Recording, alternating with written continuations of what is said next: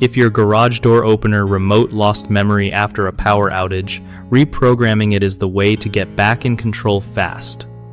Okay, so when the power goes out, sometimes your remote forgets its connection to the garage door opener, and it's like they're strangers again.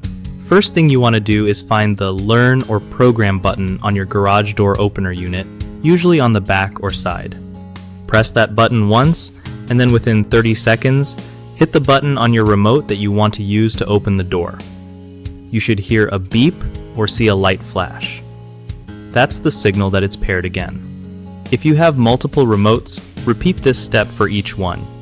Also, make sure your remote has fresh batteries because weak power can mess with the programming. If it still doesn't work, try resetting the whole system by unplugging the opener for about a minute and then plugging it back in before trying to program again. Keep your garage door opener manual handy because some brands have slight differences in the reprogramming steps. One of the biggest mistakes people make when reprogramming their garage door opener remote after a power outage is not pressing the Learn button long enough or at all, which means the remote never actually reconnects.